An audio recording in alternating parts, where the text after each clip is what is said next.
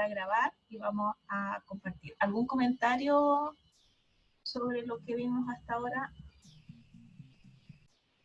¿Por qué no puedo Profe, ¿esto es evaluado o algo así que recién logré entrar? No, no es evaluado, es una evaluación sumativa. O sea, es formativa, es una evaluación formativa, no tiene ningún puntaje. Es evaluado, pero no es evaluado con una nota. Ah, ya, perfecto. Ya. No sé qué pasó. No sé qué pasó.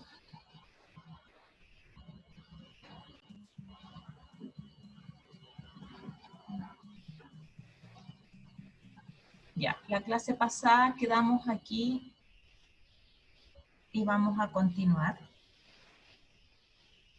Entonces, lo que estuvimos viendo la clase pasada fueron algunas definiciones respecto a la inocuidad de los alimentos, que es uno de los temas importantes de esta clase. Y lo que vamos a ver ahora son algunos conceptos. Tenemos problemas de conexión con algunos compañeros. Algunos conceptos asociados a la industria. Déjenme devolverme ya.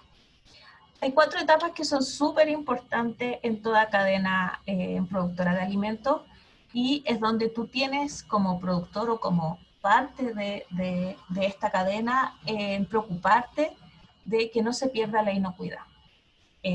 Está primero la producción, que esto va a depender de la cadena de lo que estemos hablando, del tipo de alimento, es su conformación y cuáles son los protagonistas de ella. Luego viene la industria alimentaria, que esto se refiere principalmente, por ejemplo, a un alimento procesado, donde la producción de cada una de las materias primas llega a destino y la industria los procesa. Esto no solamente involucra a los ultraprocesados, sino que, por ejemplo, los alimentos que son envasados o seleccionados o congelados, también pasan por una industria y en cada una de los pasos que están involucrados en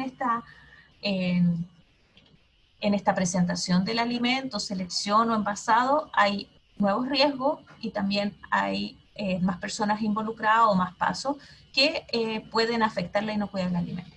Luego viene la comercialización y venta, y aquí hay algo súper importante porque habitualmente la industria se hace responsable hasta la etapa 2 y la comercialización, venta y la llegada a los consumidores queda en los distribuidores.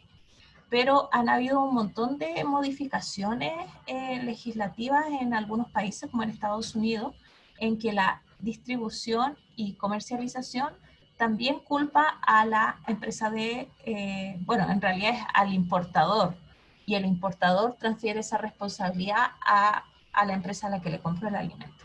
Así que ahora esta etapa es crucial.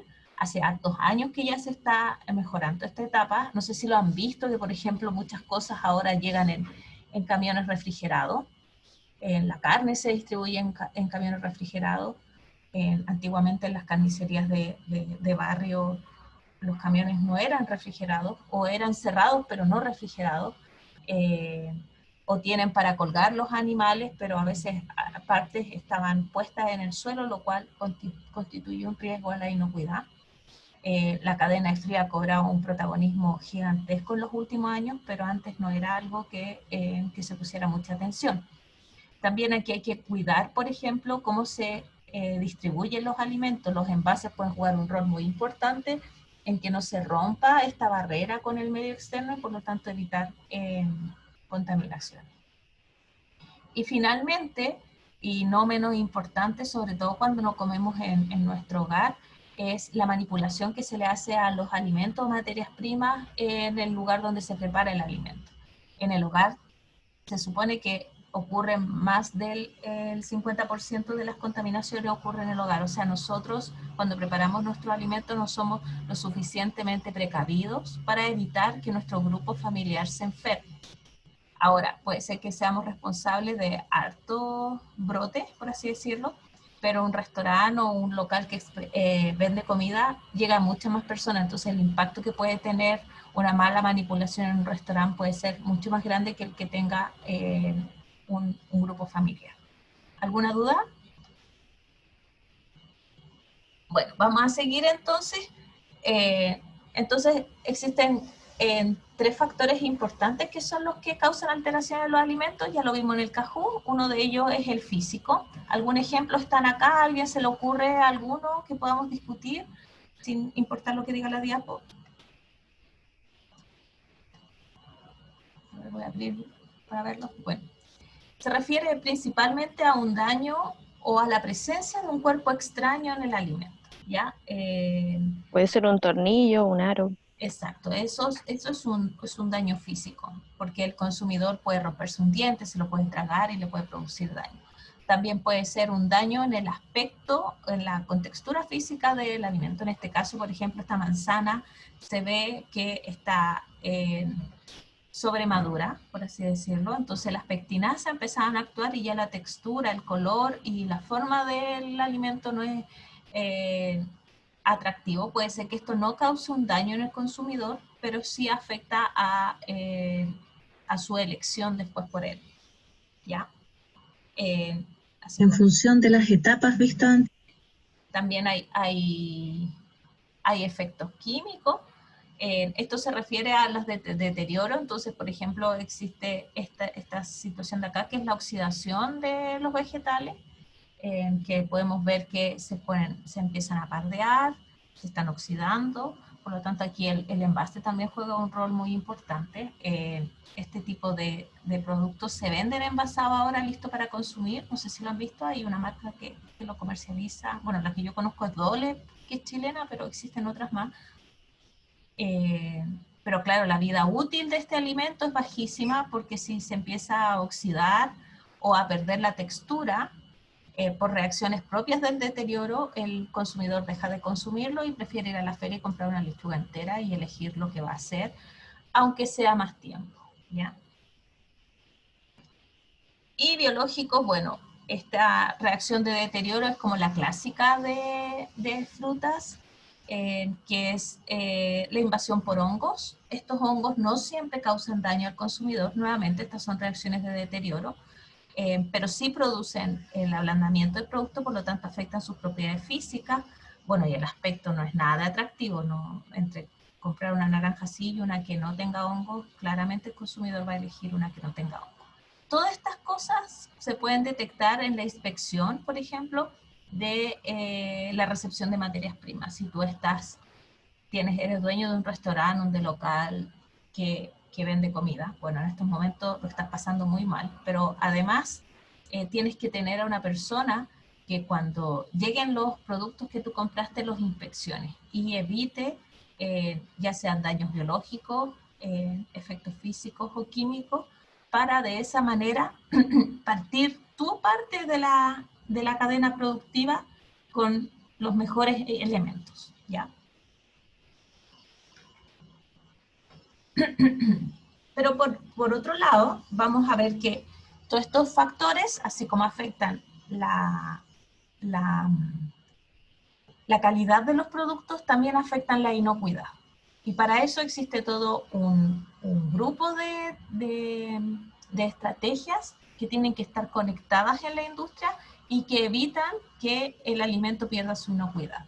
Esto puede ser a través de análisis, por ejemplo, microbiológicos, toxicológicos y químicos, que buscan principalmente la presencia de ciertos agentes y además todo el análisis sensorial o inspección de los alimentos a través, por ejemplo, de un análisis organoléptico. O sea, en la inspección primero hay que mirar y ver los alimentos y materias primas, y después los compuestos químicos y biológicos se tienen que analizar principalmente a través de análisis específicos. En la inspección también tú puedes ver la presencia o ausencia de algunos objetos que pueden estar en esa materia prima. Entonces, estos son los conceptos básicos que nos van a permitir entender cómo se va construyendo un HACCP o un hazard. Y esta es la materia prima que nos va a permitir entender primero nuestra cadena, saber cada una de estas desviaciones a la calidad y a la inocuidad. Nosotros vamos a poner foco en inocuidad porque Eso es lo que busca un hazard. La calidad tiene que ver con una línea alternativa. Y vamos a ver cómo estas tres desviaciones, los aspectos físicos, químicos y biológicos, se pueden controlar, identificar en cada una de las etapas y finalmente controlar y determinar cuáles son las que están afectando realmente a tu matriz. No es todas las industrias igual, no todos los procesos son iguales. Si tú pones una nueva etapa, significa que esa nueva etapa tiene que ser considerada en tu línea de proceso y por lo tanto estás incluyendo nuevos peligros. Y la idea de este curso es precisamente poder observar esos daños o esos quiebres, esas desviaciones que pueden ocurrir en la cadena productora de los alimentos.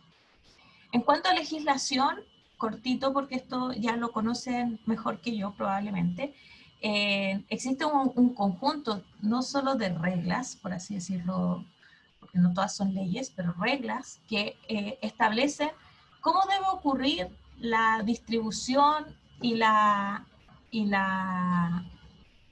venta o producción de alimentos, ¿ya?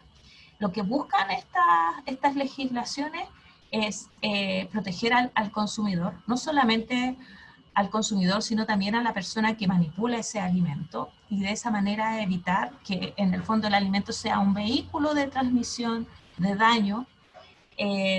Y otro punto súper importante, que esto es como súper lógico, como evitar que se enferme, uno se está nutriendo y no quiere enfermarse. Pero algo que es súper importante y que tiene un rol súper relevante y que probablemente uno lo ve ya cuando está más involucrado en la industria, tiene que ver con evitar que ocurran fraudes y adulteraciones en los alimentos. Eso quiere decir que si tú compras una manzana, esa sea una manzana y no sea una palta o bueno, no, eso no va a ocurrir, pero al revés, por ejemplo, que sea una palta de otra calidad, o que sea otro producto, o que si tú estás buscando algo libre de gluten, esté libre de gluten, etc. Y aquí hay dos cosas que se tienen que contrapesar. Primero, el impacto económico que tiene la producción o el certificar un alimento, y lo otro, la salud o la calidad la salud del consumidor o la calidad del producto. Entonces, el valor económico que puede tener una certificación, si no trae consecuencias, por ejemplo, para la salud del consumidor, muchas veces las empresas se restan. Y ahí es donde empiezan las presiones sociales o las presiones de otros países para legislar al respecto. Existen un montón, por ejemplo, de mi área, un montón de microorganismos cuya frecuencia de infección es baja, pero cuando infectan producen cuadros muy graves, y en el fondo, si no son leyes, no son requisitos exclusivos para la producción de cierto alimento, ni siquiera se miran, ¿ya? Porque es caro, porque encarece la productividad y porque la industria sabe que lo más probable es que si tiene la presencia de estos microorganismos, tiene que tomar medidas, lo cual encarece la productividad.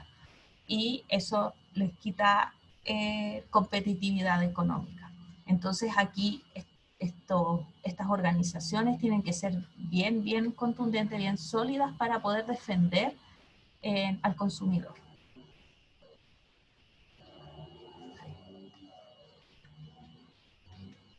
Ya. ¿Cuáles son los organismos internacionales que se preocupan de esto? Bueno, la FAO, su rol es esencial, es como como la ONU, por así decirlo, del área de los alimentos. La Organización Mundial de la Salud, porque pone los lineamientos respecto a los factores que afectan o que están siendo de importancia en cuanto a nutrición y a desviaciones de la salud debido a dietas, por ejemplo.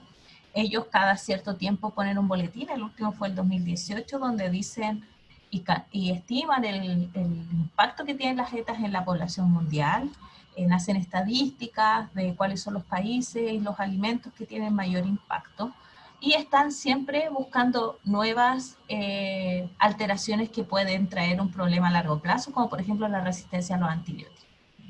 A nivel internacional.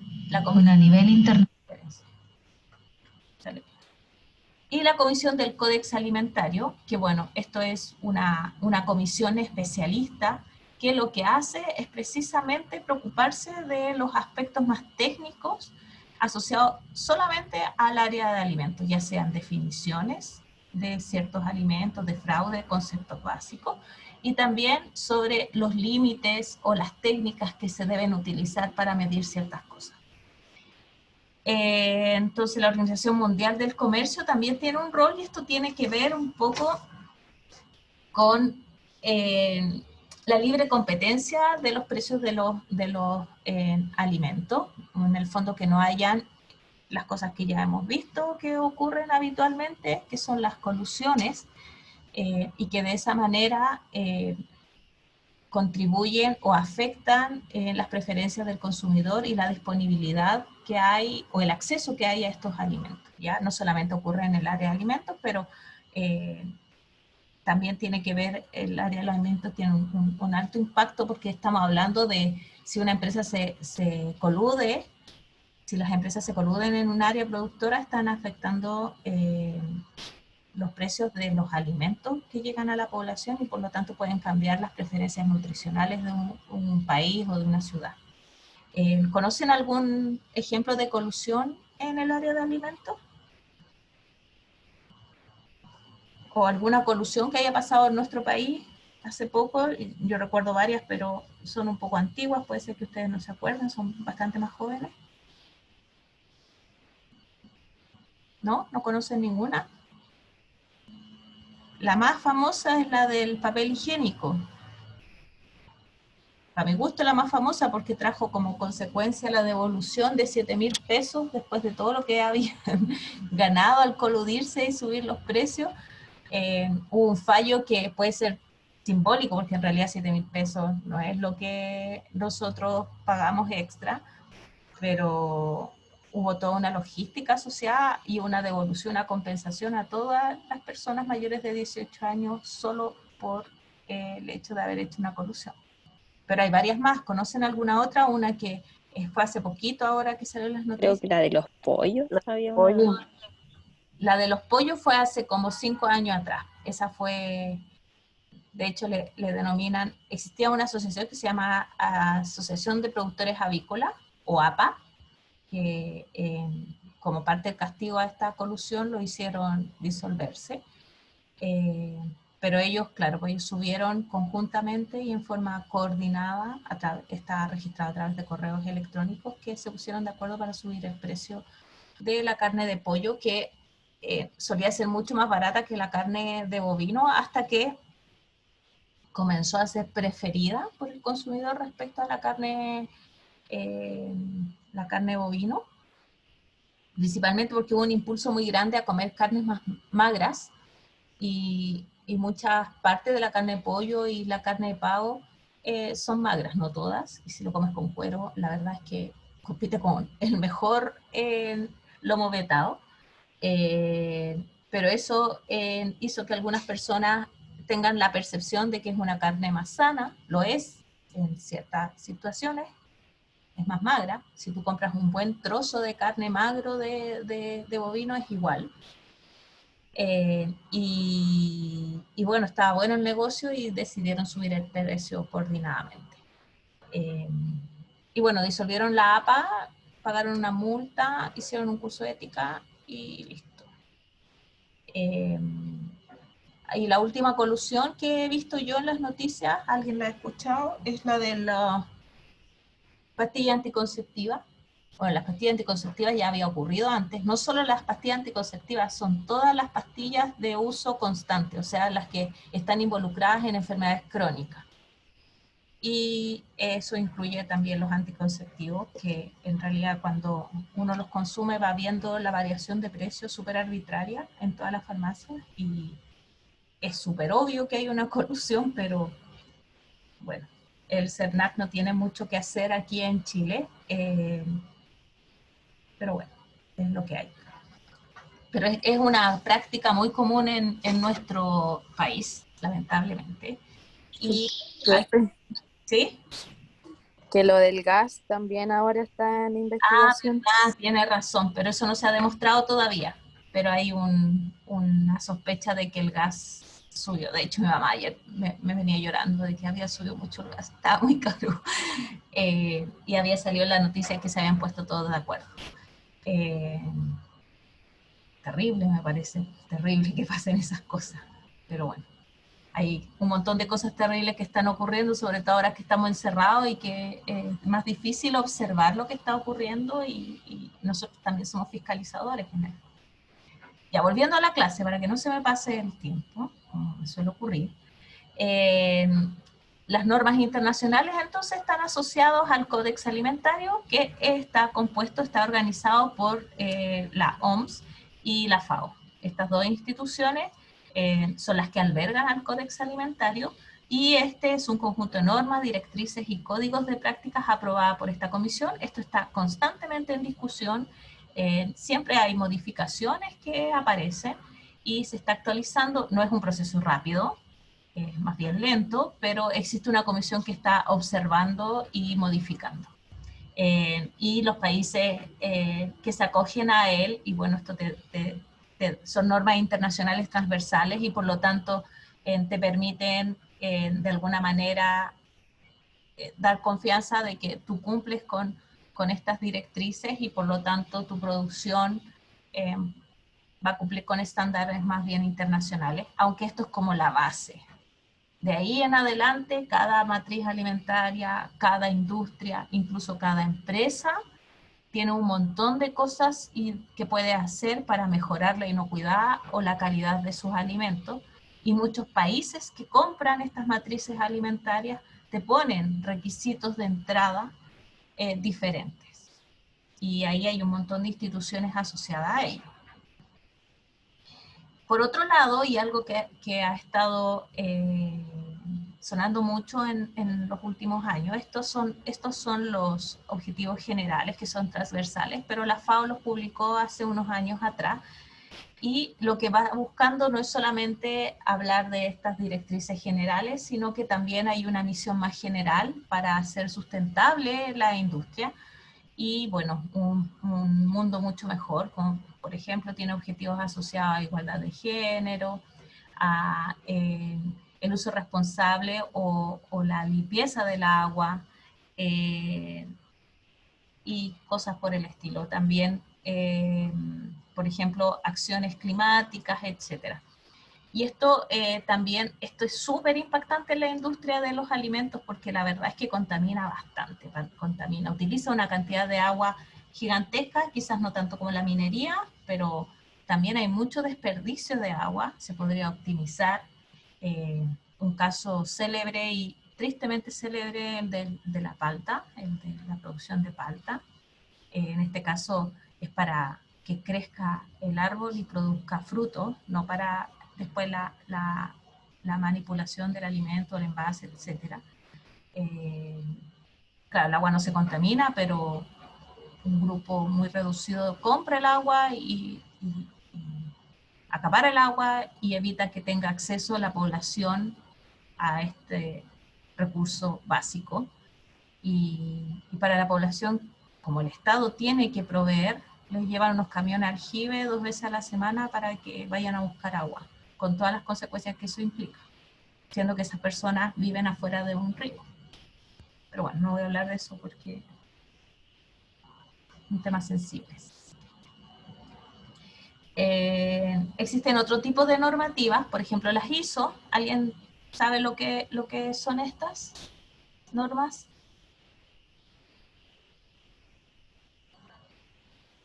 Bueno, las normativas ISO son voluntarias, cada industria o institución puede acogerlas o no, y hay un grupo de personas que te certifica, que te va a vigilar o a fiscalizar o a monitorear o a auditar para ver si tú cumples con los lineamientos, y cada una, bueno, existen varias, pero la que tiene que ver con estándar de gestión en seguridad alimentaria es esta que está aquí, es la 22.000.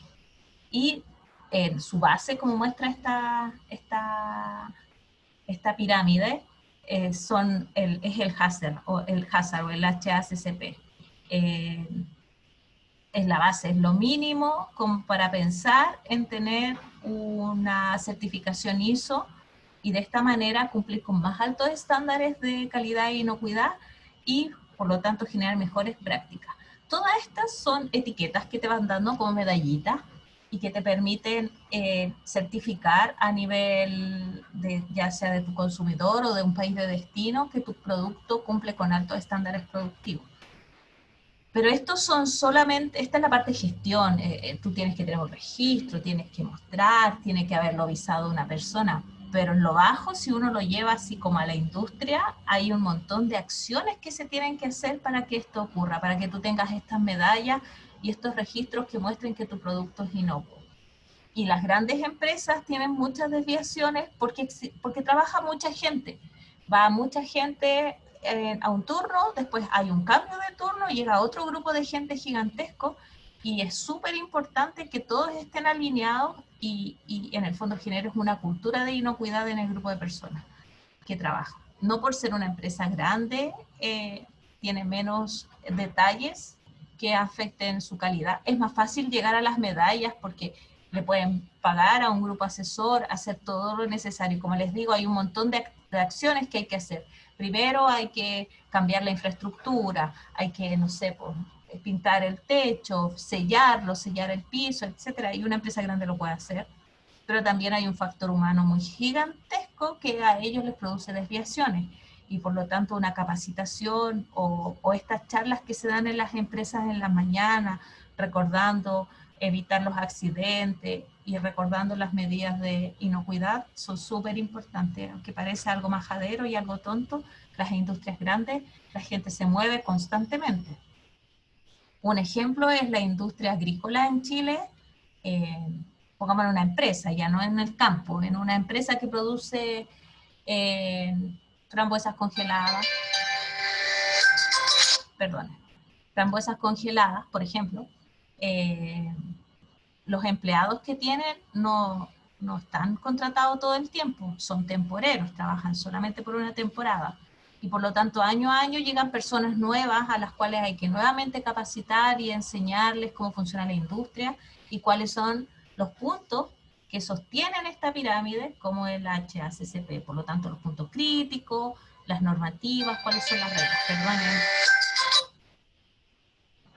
Voy a ponerlo en silencio. Disculpen.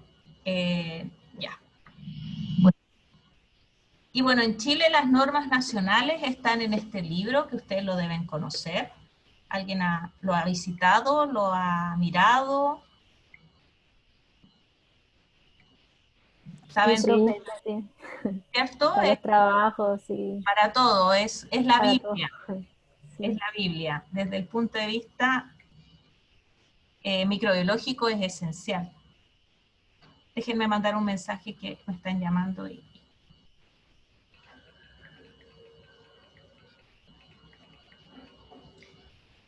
Y aquí están los lineamientos, las clasificaciones, lo que tienes que analizar, los límites, están todas esas, esos datos súper importantes que es necesario cumplir. Muchos de sus compañeros ahora están en modo PYME y es súper importante saber cuáles son los requerimientos para ello. Denme un segundo, me siguen llamando, voy a tener que contestar. Bueno, una cosa.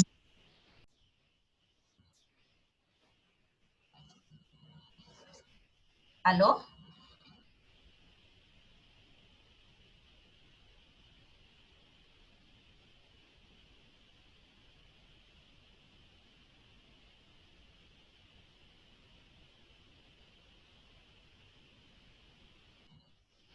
Ya, disculpen. Era mi mamá. Pues se me hace imposible volver a hablar con ella. Son las reglas. Ya, entonces estábamos aquí. Como les digo, es súper importante consultarlo. Cuando hagamos el trabajo, probablemente ustedes vayan a tener que consultarlos y mirar, porque ahí nos va a decir cuáles son los riesgos. Este ya es un resumen, lo que uno ve, por ejemplo, para, no sé, vienesa, embutidos. Uno va a ver y te dice lo que hay que analizar en el producto final. En la cadena productora hay que ver todos los pasos, desde las materias primas hasta el producto final. Y hay cosas que no salen aquí, pero esto es como lo básico también, es como te da una idea de cuáles son los microorganismos que están involucrados, cuáles son los peligros más comunes, los peligros químicos también. No te sale el porqué ni te cuentan toda una historia, pero a partir de ahí uno puede ir reconstituyendo lo que está afectando a esa matriz en particular. Y aquí es donde yo les mostraba la Rosa Ollarse, que ahora fue reemplazada por Paula Labra. Paula creo que se llama Labra, que es la ingeniera comercial que hablábamos el otro día, que ahora es la Ceremi, y el rol del Ceremi es fundamental, porque es el fiscalizador que lleva a cabo el monitoreo de este tipo de malas prácticas que pueden ocurrir en la industria. En este caso la industria alimentaria tiene un montón de roles más, pero hablemos de salud o de la industria alimentaria, y está alojado en el MinSal. Por lo tanto, el Ministerio de Salud es el responsable de que en Chile lo que nosotros consumamos cumpla con las leyes, con las reglas de inocuidad.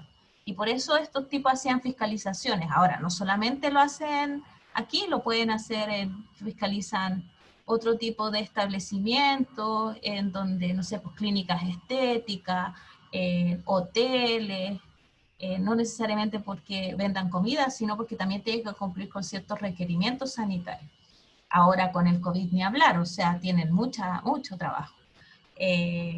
Pero, por ejemplo, esta mujer salía siempre para Semana Santa, yendo a revisar todos los lugares de expendio de marisco y de pescado, porque lo que solía ocurrir es que como había mucha demanda, algunos vendían productos en malas condiciones, y recuerden que todos los productos del mar, su vida útil es bajita, sobre todo cuando se vende fresco. Ahora ya se usa más el pescado congelado y por lo tanto esas desviaciones disminuyen, pero igual es perecedero, dura muy, muy poquito. Y a nivel regional, bueno, existen los PRCP, que tienen un subdepartamento de inocuidad de los alimentos, pero esto es más que nada estadístico y registro, pero en realidad los Ceremi son los que juegan un rol fundamental. En Chile los responsables de mantener la inocuidad de los alimentos son el Ministerio de Salud. Entonces, ellos son los que velan porque no hayan desviaciones en una industria, y su rol fiscalizador lo cumple el Ceremi. Entonces, imagínense la cantidad de trabajo que tiene esta gente y lo poco regulado que puede ser el consumo de alimentos dentro de nuestro país. A nivel internacional, cuando nosotros exportamos alimentos, ahí la cueca es distinta, ahí son otras instituciones las que se preocupan. Por ejemplo, en la industria acuícola es el Cernapesca. Y el Cernapesca pone otros lineamientos, pone otros patógenos que hay que detectar, otros compuestos químicos, y los va alimentando en función de la industria internacional y de los mercados de destino de los productos. Entonces sí puede ocurrir que haya, estoy inventando una situación, pero puede ocurrir que yo produzca salmón y que tenga un grupo de requerimientos para venderlo a Europa o a Asia, y otro grupo de requerimientos para distribuirlo dentro del país. La industria dice que es más caro hacer esta separación, pero si los requisitos del mercado de destino son muy altos, yo creo que sí lo hacen. No tengo certeza, pero podrían hacerlo, porque el Ministerio de Salud tiene lineamientos más bien antiguos, básicos, pero hay algunos países de destinos que ponen requerimientos muy, muy altos. Me refiero a evaluación de antibióticos, por ejemplo, en la industria acuícola, patógenos emergentes, etcétera, metales pesados. Bueno, algunas definiciones más que simplemente las pueden ver en las diapos. Y como para ir cerrando, ¿cómo me aseguro de producir alimentos inocuos? Bueno, como le estaba diciendo, en esta pirámide hay bases fundamentales, y una de ellas es las buenas prácticas de manufactura o de producción agrícola, dependiendo del lugar. Este es un grupo, ¿lo han visto? ¿Han visto las buenas prácticas? ¿Han visto los manuales que existen? Existen cursos, existen folletos, infografías. Bueno, es un grupo de reglas básicas que tienen que cumplir y sale la forma en que tú tienes que implementarlo en tu industria. Y lo que vamos a poner énfasis nosotros en la primera parte de un sistema de análisis de peligro y de puntos críticos, que es el HAZARD. Nosotros vamos a ver la primera parte nada más porque para aplicarlo hay que evaluar los riesgos y nosotros nos vamos a llegar a esa parte. Eso creo que lo hacen en control de calidad. Nosotros vamos a ver la primera parte, que es el análisis de peligro, identificar los peligros. ¿Ya? ¿Alguna duda, chiquillos? Con el tiempo, la industria... Esa soy yo hablando. Ya. Como les dije, la idea, esta es una clase introductoria, estamos calentando motores recién, estamos repasando algunos conceptos que son importantes y que probablemente ustedes ya vieron, para después ir bajando, es el contexto general, para ir bajando hacia los conceptos más específicos que vamos a ver en el curso y su aplicación después en el trabajo que vamos a hacer en el taller. No sé si tienen dudas, comentarios. Bueno, les recuerdo que la clase es a las 2:20, chicos. Yo sé que es pesado el horario, lo tengo súper claro. O comen más tarde, y muy tarde, o comen muy temprano y tienen una sensación de estar con el cuerpo cortado. Pero no lo puedo cambiar. Lo que podría correr así máximo son 10 minutos para darles tiempo, pero ya tienen como el tiempo de almuerzo como ampliado, entonces me puedo topar con algo más, entonces necesito